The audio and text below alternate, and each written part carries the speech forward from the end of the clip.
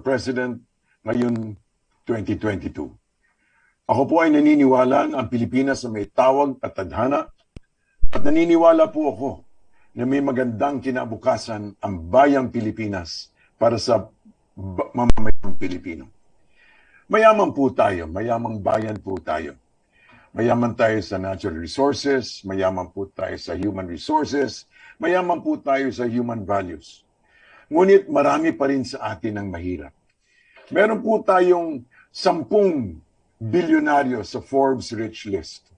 At kung titinan po natin, meron din po tayong may halos 400,000 na mayayaman sa Pilipinas.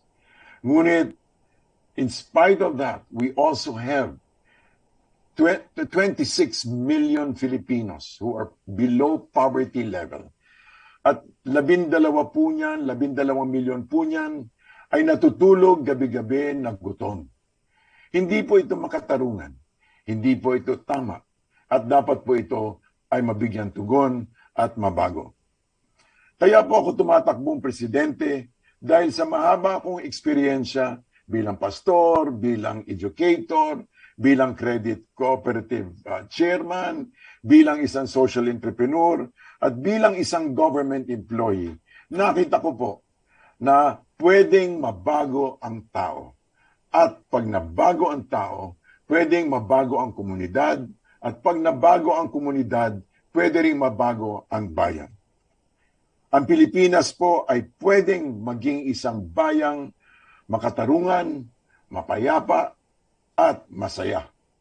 Tulad po ng sinabi sa ating pambansang awit, tayo po ay isang lupang hinirang na maging ilaw sa mga bayan. Pero paano po mangyayari ito? Paano po mangyayari na magpabago ng bayan? How can that thing happen? Mababago po yan if we do this. The nation can be changed when we address 3 major things. Unang-una po, dapat maging patas ang ating lipunan. Paano po magiging patas ang ating lipunan? Tingnan po niyo itong figure na to.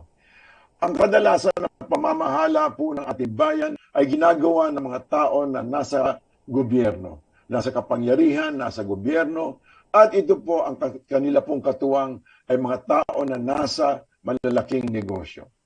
Ang nangyayari po kadalasan, pag sila lang po dalawa ang namamahala, ang nangyayari po ay nagiging disbalansyado ang pamamahala sa ating lipunan. Kaya po kailangan pong may balance po ang order ng ating lipunan. At ito po ay pwedeng mangyari pag lumahok ang ating civil society. Ano po ang civil society? Ito po yung mga NGO, ito po yung mga women's sector, mga men's sector.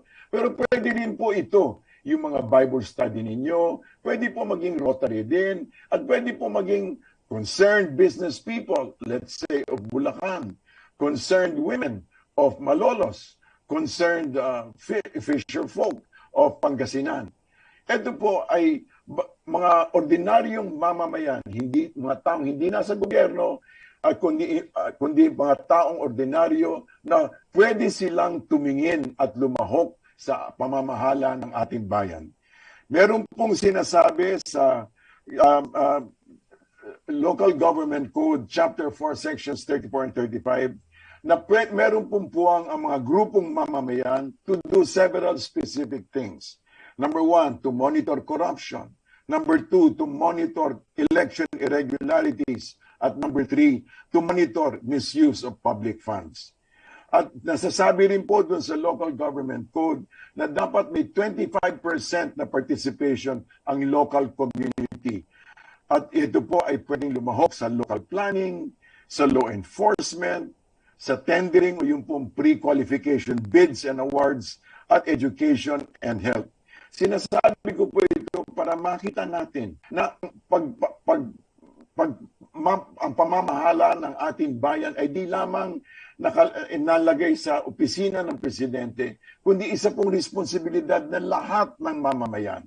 Hindi po natin pwedeng iwan lang at sabihin natin, bakit may korupsyon? Hindi po natin pwedeng sabihin lang, bakit may ganito, may ganyan? Bakit hindi nabibigay? Bakit yung project, bakit yung polisiya ganito? Bakit ganyan? Makokorek lang po natin to pag lumahok tayo. It is time that the Filipino embraces participation.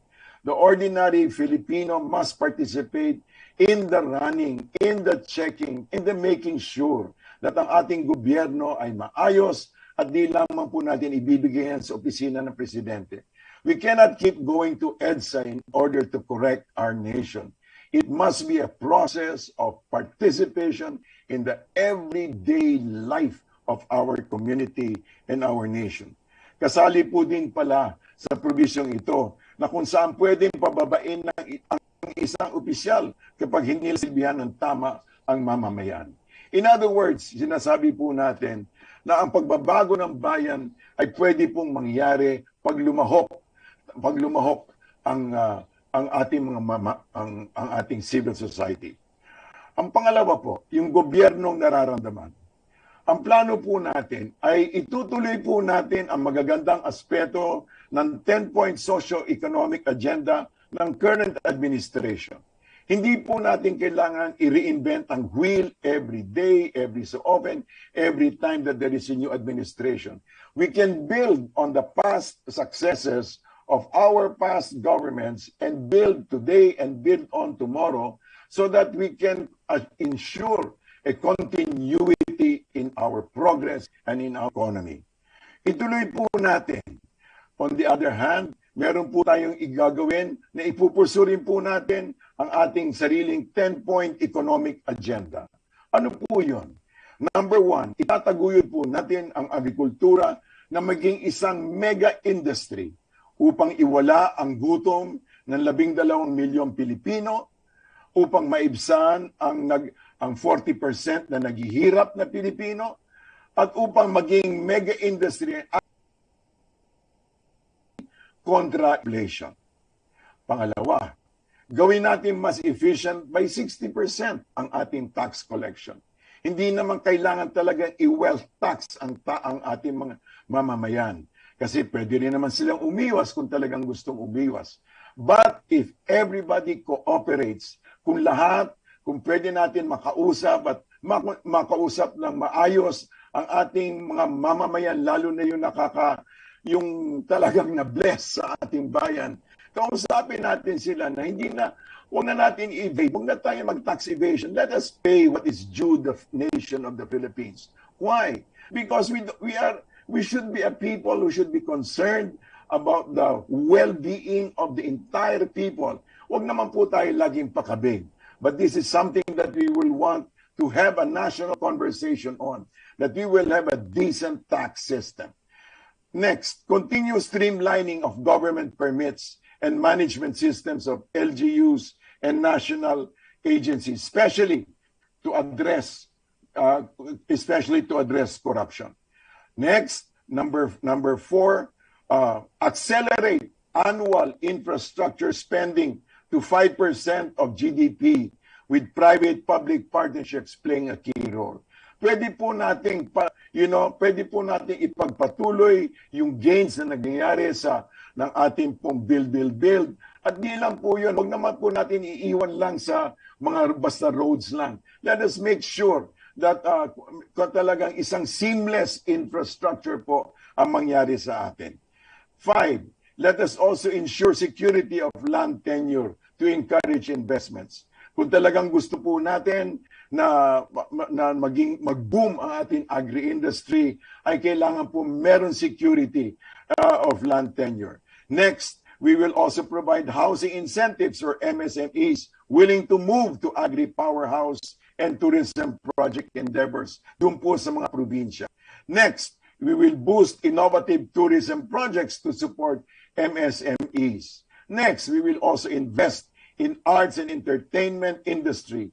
Pwede po kasi maging marketing arm ito for the export industry. Nakita po namin to sa Kenya when we were there way back several years ago. Nakita namin na very well accepted po ang Filipino entertainers, mga Filipino teleseries, ensure security of land tenure to encourage investments. Kung talagang gusto po natin manood ng ating mga teleserye, let us also invest in renewable security. We will lower the energy cost to minimum of 36%. We will also provide housing incentives for MSMEs willing to move to invest.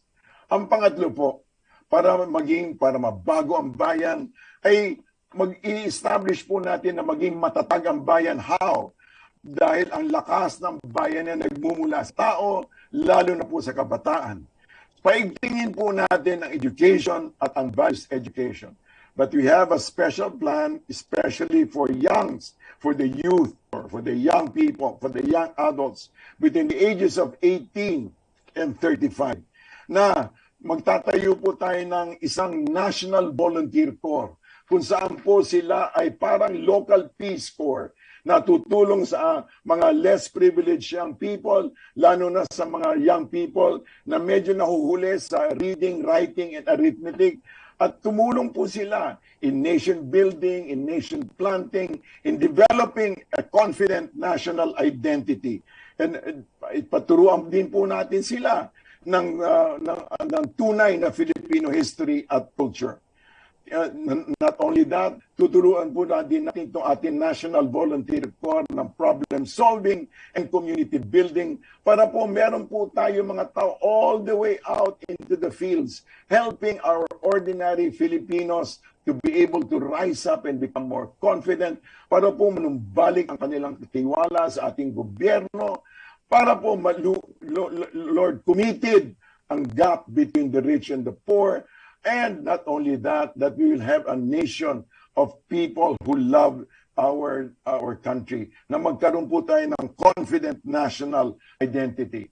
In the future, we also expect that this National Volunteer Corps can also help bridge our efforts towards the other nations to help build regional alliances, security, and our trade partnerships while we pursue an independent national foreign policy.